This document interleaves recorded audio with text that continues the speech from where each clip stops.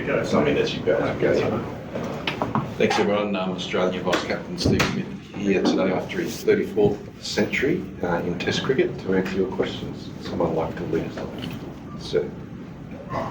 Steve, while batting, when wicket is like this, quality of bowling is like this, how easy is it to leave each and every ball behind and concentrate on the next ball? Because sometimes you will get beaten, sometimes you will score a boundary.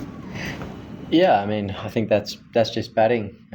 Regardless of what happens the ball before, you got to let it go. Take in the information of what's going on, and then let it go and focus on the next ball. I think that's particularly important on the wickets we've been playing on this summer. This one's probably offering a little bit less perhaps than some of the others. It's probably more the ball getting a little bit softer, quicker than the other wickets. But yeah, there's certainly still something on offer as we saw the last hour there. But yeah, it's important to just let go of what's gone the ball before and focus on the next one. Back there, sir. Steve, just following up, you've been on the field for 2 days now. How do you rate the pitch compared to how we have played in the last couple of years? Is it as better as it looks from the outside, or what kind of help? I mean, I still think there's something on offer there. Yeah, I mean, there's still something going on. You just got to keep hitting good areas and be consistent. As I said before, I think the ball's probably getting softer quicker than perhaps it normally does, which maybe takes a little bit of the life and the carry out of it. But I still think there's some seam on offer. And even swing, I think it swung. Their ball yesterday was swinging at 80 overs still. So yeah, there's still enough on offer for sure. We'll go over this side for a bit and then we'll come back over here, Dan. Steve, what was your management point to run out, and how did you feel about line out and Looks like Jaiswal called yes, ran, and Virat sent him back. Simple as that. Yeah, I didn't see much more than that. I was running in, pretty excited. It was a nice wicket. It was obviously a really good partnership to break that one, and then obviously get the 2 more wickets. Was a huge last hour for us. So yeah, that was a big play in the context of the day, I suppose. Steve, prior to this, then for nearly 18 months and 23 innings, you didn't score a single 100, and now within a fortnight, 200. What's the thought process behind great test batsmen?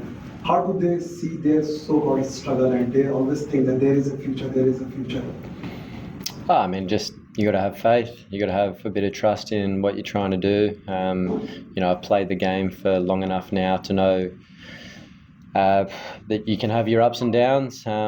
Sometimes you can be hitting the ball really nicely, which, you know, I think I said to all you guys when I wasn't scoring the runs, I actually felt like I was batting pretty well. And there's a difference, I think, between being out of form and out of runs. So, yeah, I thought I was hitting the ball nicely, having some faith and confidence. You know, I think you need a lot of luck on these wickets to get big runs as well, and the ones we're playing at the moment. And, you know, last week I had my fair share. I think I got an umpire's call and got beaten on numerous occasions when on other days I'd nick it. So, yeah, you need a bit of luck. So, yeah, but yeah, just got to have faith that you're going to turn it around, keep trusting the processes and letting go of each ball, as I said before, and concentrating on the next one. Steve, what it looked 311 for 6 you started today. So was there a change in plans, how you and Pat planned the first session and how quickly the runs were scored? Like, what was the plan from yesterday evening to today morning first session? There wasn't really a general plan. It was just go out there and play and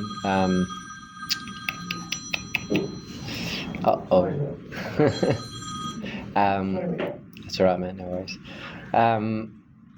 Yeah, there wasn't a real plan. It was just go out and play and see what's going on. And I thought Paddy played really nicely, really good positive intent. And yeah, we were able to get a nice partnership together and sort of take a bit of the momentum of the game from that point, I suppose. So yeah, it was a really good first session.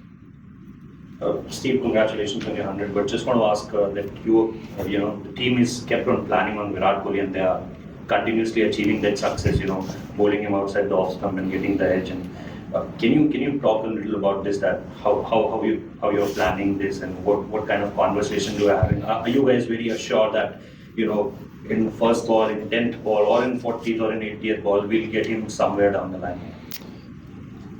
Look, he's a class player. We know that. Obviously, he played really well in Perth for that 100, and he looked really good today. I thought, he's in for a good one here. And it was probably the first ball I think he actually played at on that 5th, 6th stump line.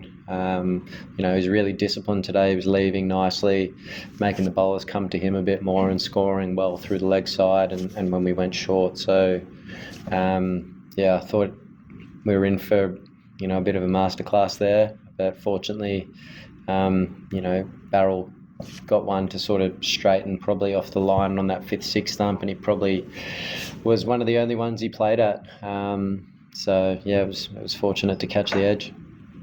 Ollie, did you? Yeah. Yeah. What did you think of Virat's bump on Sam yesterday and how Sam handled that? I don't even know how Sam handled it. How did Sam handle it? I just smiled off. Oh, did he? I don't think much phases the young kid. As we saw yesterday, he was reverse ramping Boomer, and I was having a heart attack up in the box. But look, I thought it was all good. No stress. Roger. You get to 6 with 311 yesterday, a couple of frustrating dismissals sort of late on the day. How satisfying was it, the block pushed on you, not only hit a ton, but get a really solid ton and go on with it after that? Just set things up quite nicely. It's never ideal to lose 3 quick ones like that. We actually got ourselves into a really nice position to almost accelerate the game a little bit, and if we got one more good partnership there, we sort of get ahead of the game. So fortunately it came a little bit later on when Paddy came out, obviously, and we got that 100-run stand, which got us up to a nice total. People miss out. Travis missed out for once. He's been unbelievable. Surprised to see him getting out leaving. He doesn't leave too many balls, but look, it's we've posted a nice score in a good spot. That last hour, as I said, that was a big last hour in the game. Come back over this side, visual. 34 Test centuries, Steve, as Cole touched on when you came in, up into the top 10 overall. How important are those overall numbers for yourself? Not very. I just play. I love playing. I love scoring runs and helping the team. So, to get some milestones along the way, that's cool. But it's not the reason I play. Did you have one set? No. Sorry, Rainbow. Yes. No, that's too well beyond. You're Steve, someone whose technique was probably scrutinised when he started with being potentially not suited for Test cricket. What do you make of guys like Sam and even Jaiswal, the way they go about it, and Sam saying that's the future of Test cricket? That's the future. Maybe it's time for me to finish. You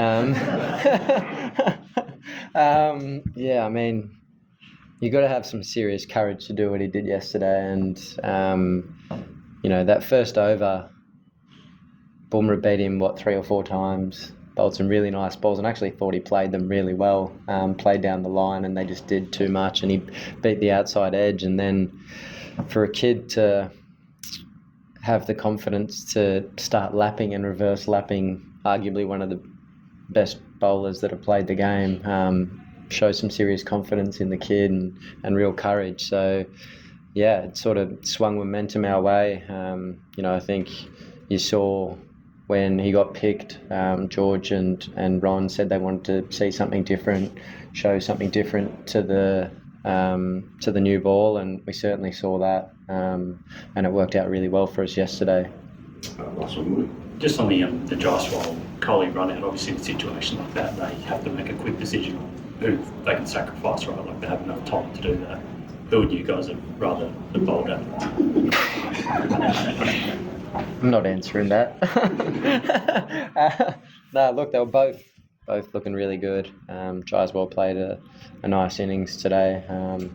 Aggressive, hit any loose ball that was bowled basically, and as I said before, Virat looked like he was in for a bit of a masterclass the way he started and the patience that he showed. So at that stage we'd probably take any of them.